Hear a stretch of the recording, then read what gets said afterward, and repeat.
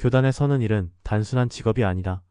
누군가의 성장을 옆에서 지켜보고 그 여정을 이끌며 때로는 꾸짖고 보듬는 긴 시간의 연속이다. 어느 날은 학생의 눈빛에서 희망을 보고 또 어느 날은 교무실 복도에서 울음을 삼키며 돌아서기도 한다. 그렇게 하루하루를 버티며 쌓아 올린 세월이 어느덧 40년이었다. 그리고 마지막 퇴임식 날 그는 허리를 굽혀 교장에게 인사를 하고 동료들의 박수를 받으며 교문을 나섰다. 그 순간은 마치 긴 전쟁을 끝낸 군인의 퇴각 같았고 한편으론 어딘가로 떠나는 기차를 멍하니 바라보는 여행자의 모습이기도 했다. 그러나 문제는 그 다음이었다.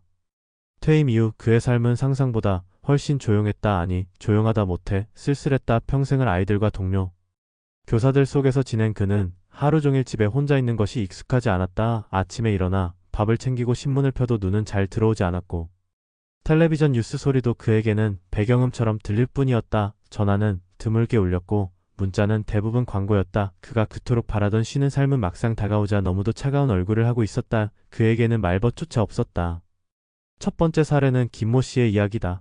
그는 중학교에서 국어를 가르치다 정년 퇴임한 지 3년째 되는 해 어느 날 마을 복지센터를 찾아갔다. 이곳 말고는 어디 갈 데도 없어요. 그가 처음 꺼낸 말이었다. 그는 수십 년간 수업을 준비하고 상담을 하고 야간 자율학습 지도까지 하며 학생과 동료 교사 사이에서 말 그대로 쉴 틈 없는 교사로 살아왔다. 그런데 정년을 맞이하고 나서는 그 누구도 자신을 찾아주지 않는다는 사실을 깨달았다. 처음 몇 달은 자유를 만끽하려고 했지만 시간이 흐를수록 말수가 줄고 식사량도 줄었다. 특히 자식들과도 멀어져 있다는 느낌이 들 때마다 그는 교단 시절을 떠올리며 억지로라도 책을 폈다. 그러나 그 책 속 문장들은 더 이상 그에게 살아있는 언어가 아니었다. 오히려 그 시절에 자신이 더 이상 돌아갈 수 없음을 상기시키는 잉크 자국일 뿐이었다. 그는 그렇게 쓸모없어진 느낌을 하루하루 견디고 있었다. 두 번째 사례는 초등학교 교사였던 박모 씨다. 그는 은퇴 후 친구들과의 여행을 꿈꿨다. 교직에 있는 동안 제대로 놀지 못했기에 이제야 시간도 여유도 생겼다고 생각했다. 그러나 막상 시간이 생기자 같이 시간을 보낼 친구들이 없었다. 젊은 시절 교사로서 책임감을 이유로 대부분의 사교 모임을 피했고 연휴나 방학 때는 가족을 챙기느라 친구들과의 관계를 놓쳤다. 게다가 그는 가족 내에서도 오랜 시간 엄한 아버지로만 남아있었다. 자식과도 편하게 대화를 나눈 적이 드물었고 아내와는 늘 교직의 코뎀을 핑계 삼아 마음을 나누지 않았다. 이제 시간이 흐르고 그는 모든 것으로부터 소외되었다. 과거의 권위는 추억으로 남았고 현실은 혼자 밥을 차려 먹는 일이 일상이 된 삶이었다. 그는 어느 날 말한다. 사람이 말이 없어지니까 생각도 줄더라고요. 생각이 줄면 감정도 메말라요. 그게 제일 무섭죠.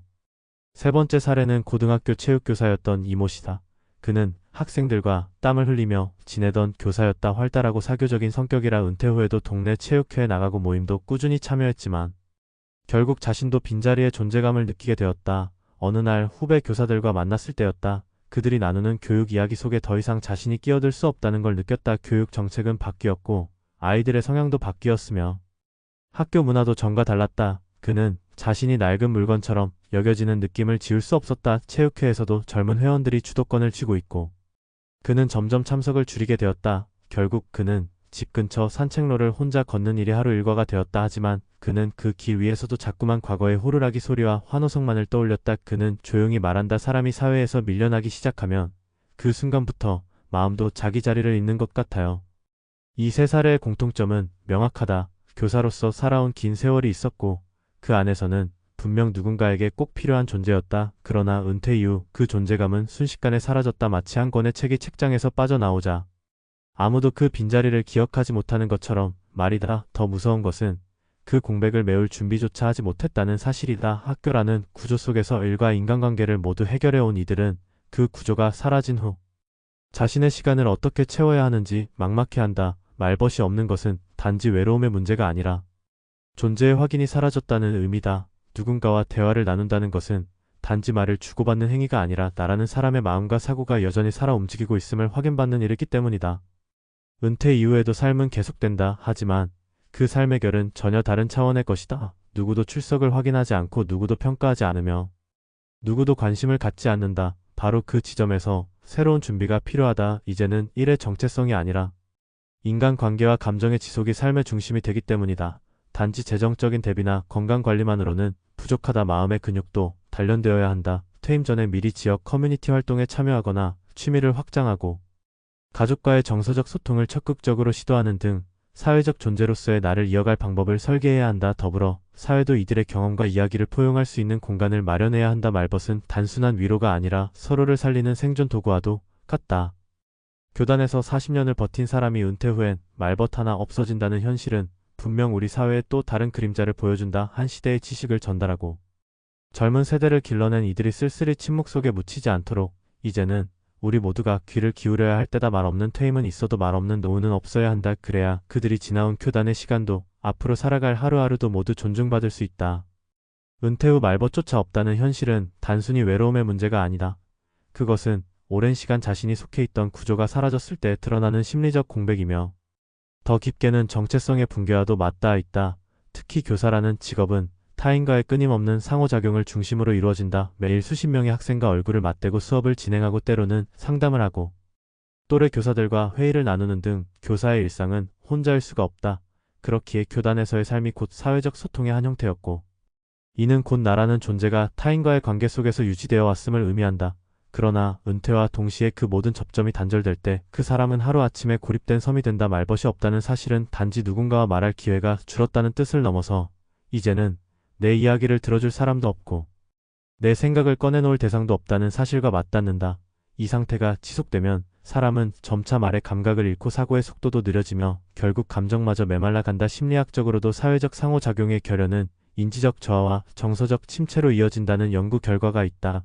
이는 노년기의 우울증과도 연결되며 심각할 경우 치매와 같은 인지질환의 위험도 높아진다. 교사와 같은 직업군은 특히 이 위험에 취약하다. 왜냐하면 그들의 일상은 감정 노동이자 관계 중심의 업무였기 때문이다. 은퇴 후 그 관계가 사라졌을 때 그만큼 더 큰 정서적 낙차를 겪게 되는 것이다. 그렇다면 이 문제를 어떻게 해결할 수 있을까? 첫째는 퇴직 전부터의 준비가 중요하다. 단지 퇴직금이나 연금 같은 재정적 대비에만 초점을 둘 것이 아니라 인간관계의 지속성과 확장을 염두에 둔 삶의 설계가 필요하다. 교직 생활 중일 때부터 지역 커뮤니티에 참여하거나 취미활동을 통해 학교 외의 인간관계를 만들어야 한다. 특히 동년배가 아닌 다양한 연령층과의 소통 경험은 은퇴 후 사회와의 단절을 줄이는 데 큰 도움이 된다. 둘째는 가족과의 정서적 관계 회복이다. 많은 교사들은 교직에 집중하느라 가족과의 소통에 소홀했던 경험을 가지고 있다. 아이들이 크는 동안 자주 부재했고 배우자와의 대화도 일상의 피곤함에 묻혀버렸던 경우가 많다. 하지만 은퇴 후 가장 가까운 관계가 바로 가족이라는 점을 고려하면 이제라도 정서적 거리를 좁히는 노력이 필요하다. 단순히 식사 자리를 갖는 것이 아니라 감정을 나누고 일상을 공유하는 연습이 중요하다. 이는 오히려 노년기 부부관계나 부모, 자녀 관계를 새로운 차원으로 이끌 수 있는 기회가 되기도 한다.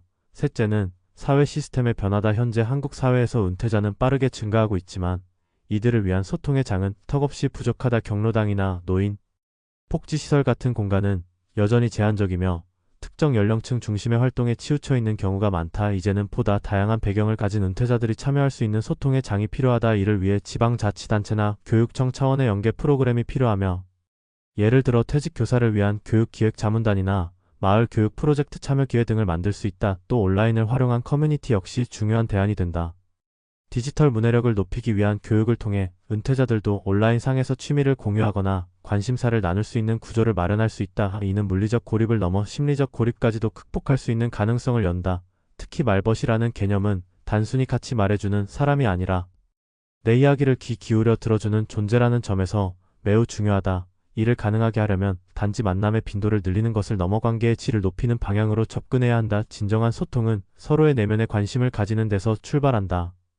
마지막으로 중요한 것은 자기 내면과의 대화다. 말벗이 없다면 그 빈자리를 채울 수 있는 것은 스스로와의 대화 능력이다. 은퇴 후 혼자 있는 시간이 길어질수록 자신을 돌보고 성찰하는 습관이 중요해진다. 글을 쓰거나 그림을 그리거나 산책을 하며 자신과 대화를 나누는 방식은 외부 자극이 줄어든 삶 속에서 오히려 더 깊은 사유의 기회를 줄 수 있다. 이 과정은 단순히 고독을 견디는 것을 넘어 고독을 통해 자신을 다시 발견하는 여정이 된다. 교단에서 보낸 40년이 타인을 위한 삶이었다면 은퇴 이후는 자신을 위한 시간이 되어야 한다.